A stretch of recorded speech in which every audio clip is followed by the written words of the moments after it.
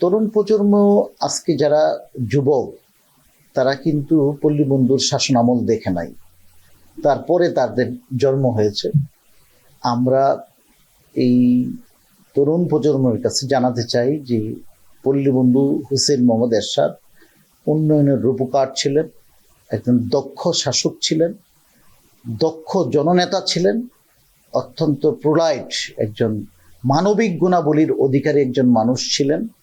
৮৮-র বন্যায় যারা দেখে নাই পল্লী বন্ধুর এই যে মানবিক গুণাবলী, সকল মানবিক গুণাবলী, রাজনৈতিক দূরদর্শিতা, তিনি জাতীয় পার্টি প্রতিষ্ঠা করেছেন মানুষের আজীবন যেন মানুষের কল্যাণ হয়, রাষ্ট্রের কল্যাণ হয় এবং রাষ্ট্রের পরিচালনায় যেন তার দল এই অবস্থান নিতে পারে, মানুষের কল্যাণে কাজ করতে পারে, সেই জন্য আমরা বিভিন্ন কর্মসূচি হাতে নিয়েছি। পল্লী বন্ধু আলহাজ হুসেইন মোহাম্মদ এরশাদ ৯ বছরের শাসন আমল তিনি রাষ্ট্র ধর্ম ইসলাম করেছেন, শুক্রবারের ছুটি ঘোষণা করেছেন, উন্নয়নের রূপকার তিনি সমস্ত ৪৮০টি উপজেলায় রূপান্তরিত করেছেন। ১৯টি মহকুমা থেকে তিনি ৬৪টি জেলায় উন্নীত করেছেন। উপজেলা কানেক্টিভিটি রুট তিনি সর্বপ্রথম প্রতিস্থাপন করেছেন। তিনি দেশ এবং জাতির জন্য আজীবন কল্যাণকামী ছিলেন। আমরা পল্লী বন্ধুকে হারিয়েছি ১৪ই জুলাই ওনার পঞ্চম মৃত্যুবার্ষিকী।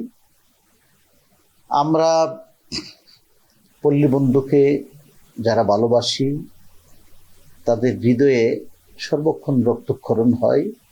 আমরা দোয়া করি আল্লাহ তাআলা যেন পল্লী বন্ধু এরশাদকে জান্নাতের সর্বোচ্চ মাকাম দান করেন।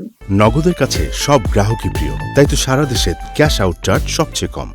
পাশাপাশি এই দিন ১৪ই জুলাইকে আমরা সারা দেশব্যাপী জাতীয় পার্টির নেতাকর্মীরা ইউনিয়ন এবং উপজেলা ব্যাপী সারা দেশে যার যার সামর্থ্য অনুযায়ী দোয়া মাহফিল, কোরআন খতম অনুষ্ঠিত হবে।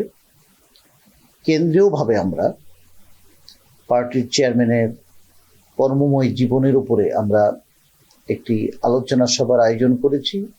দোয়া এবং মিলাদ মাহফিল হবে এখানে কর্মময় জীবনের উপরে। দেশের বিভিন্ন রাজনৈতিক ব্যক্তিদেরকে আমরা দাওয়াত করেছি, আমাদের দলের শীর্ষ নেতারা উপস্থিত থাকবেন, নেতৃবৃন্দরা থাকবেন, সেখানে আলোচনা হবে। আগামী কাল ১৪ই জুলাই ডিপ্লোমা ইঞ্জিনিয়ারিং ইনস্টিটিউটে একটি আলোচনা সভার আয়োজন হয়েছে। আমি দেশের এরশাদ প্রেমিকদেরকে অনুরোধ করব, যেখানেই পল্লী বন্ধুর অনুষ্ঠান যেখানে হচ্ছে, সারা দেশেই হবে, সেখানে সকলেই উপস্থিত থাকবে।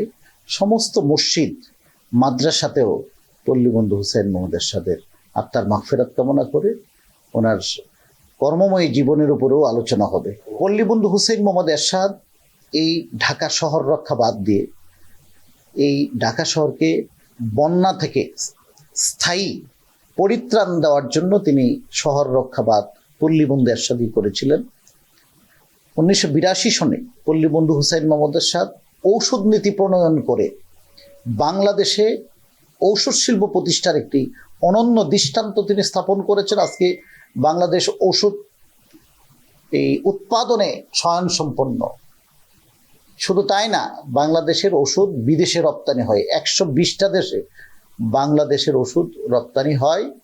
এটা একটা বিরাট মাইল ফলক। পল্লী বন্ধুর এই দূরদর্শী সিদ্ধান্তের কারণে মাল্টি ন্যাশনাল যে কোম্পানিগুলি আছে তারা কিন্তু বিদায় নিয়ে এই ফ্যাক্টরিগুলি বাংলাদেশের উদ্যোক্তাদের কাছে বিক্রি করে তারা কিন্তু ব্যবসা গুটিয়ে যেতে বাধ্য হয়েছে।